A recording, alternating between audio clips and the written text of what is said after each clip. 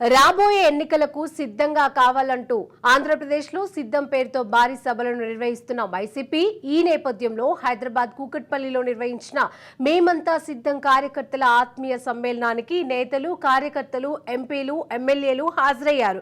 ఏపీలో సిద్ధం సభలు సక్సెస్ అయ్యాయని వైసీపీకి వస్తున్న ప్రజాభిమానం తట్టుకోలేకనే ప్రతిపక్షాలు భౌతిక దాడులు చేస్తున్నాయని అన్నారు. ఎవరు ఎన్ని కుట్రలు చేసినా 2019 కంటే అత్యధిక సీట్లను వైసీపీ ప్రభుత్వాన్ని ఏర్పాటు చేయనుందని, ప్రస్తుతం సీఎం జగన్ పై జరిగిన దాడి కుట్రలో భాగమే అంటున్న తిరుపతి ఎంపీ డాక్టర్ గురుమూర్తితో మా bureau chief Mahender Reddy face to face.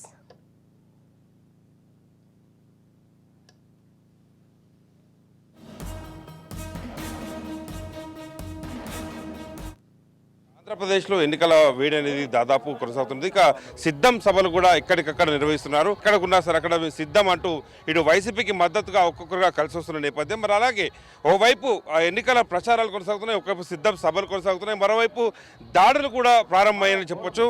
మరి మనతో పాటు తిరుపతి ఎంపీ గారు ఉన్నారు. సో చెప్పండి, ఎలా కొనసాగుతుంది ఏపీలో ఇప్పుడు ఎన్నికల ప్రచారం, అలాగే దాడులు కూడా చూసుకుంటున్నాము. ఈరోజు మనం చూస్తూనే ఉన్నాం, రాష్ట్ర వ్యాప్తంగా ప్రజలందరూ, పేద ప్రజలందరూ కూడా వైఎస్ఆర్ కాంగ్రెస్ పార్టీని ఆదరించాలని, ఆశీర్వదించాలని, వైఎస్ జగన్మోహన్ రెడ్డి గారిని మళ్ళీ అత్యధిక మెజారిటీతో ఎక్కువ సీట్లు ఇచ్చి ముఖ్యమంత్రిగా చేయాలని కంకణబద్దులై ఉన్నారు. ఆయన చేస్తున్నటువంటి బస్సు యాత్ర అత్యంత ప్రజాదరణ పొంది ప్రజలు కూడా తండోపతంటాలకు వస్తున్నారు. దీనన్నీ చూసి ఓర్చుకోలేక ప్రతిపక్ష పార్టీ అయినటువంటి తెలుగుదేశం పార్టీ, మరి దాని తోక పార్టీలు మా నాయకుడి మీద దాడి చేయడం జరిగింది. ఇది అత్యంత హేయమైన చర్య. ఏదో రకంగా కోర్టులలో కేసు వేయడం కానీ, లేదంటే ఏ కార్యక్రమం చేసినా అడ్డు తగలడం కానీ ఇవన్నీ చేసి ప్రజలకి మంచి జరగకూడదన్న ఆలోచనలతో ప్రతిపక్ష పార్టీలు ఉన్నాయి. లోకేష్ గారు మన ట్విట్టర్లో పెట్టారంట నిన్న, వాళ్ళే చేసుకున్నారు, వైసీపీ వాళ్ళే చేసుకున్నారని. మరి అదే చంద్రబాబు నాయుడికి అదే తిరుపతిలో అలిపిరిలో బాంబు దాడి జరిగింది. అది అప్పటి వైఎస్ రాజశేఖర రెడ్డి గారు దానికి మద్దతుకు పోయి ధర్నా కూడా చేయడం జరిగింది. అలాంటి మంచి మనసుకున్నది వైఎస్ కుటుంబం. అదే చంద్రబాబు నాయుడు గారి కుటుంబం అయితే వీటన్నిటిని ఎంకరేజ్ చేస్తూ ఏదో రకంగా అడ్డు తొలగించుకోవాలా, తొలగిస్తే మనమే అధికారాన్ని చేపట్టవచ్చు అనే దురుద్దేశంతో వాళ్ళు ఎన్ని చేస్తున్నారు. ఎన్ని చాలా తప్పు, ఎన్ని మానుకోవాలని అందరం హెచ్చరిస్తాను. అయితే ఈ భౌతిక దాడులు ఎవరు కూడా చేయడానికి వీలేదు. ఈ భౌతిక దాడుల పైన మరి వైసీపీ ఎలా ముందుకెళ్తుంది? మరి దీనిపైన ఇప్పటికే కంప్లైంట్లు ఏమైనా ఇచ్చారా? ఎలాంటి ఈసీ ఎలాంటి నిర్ణయం తీసుకుంటుంది? విచారణ ఆదేశించున్నారు, విచారణ చేస్తున్నారు. దానిలో నిజాలు తెలిసిన తర్వాత ఇన్ని కంప్లైంట్ చేస్తాం.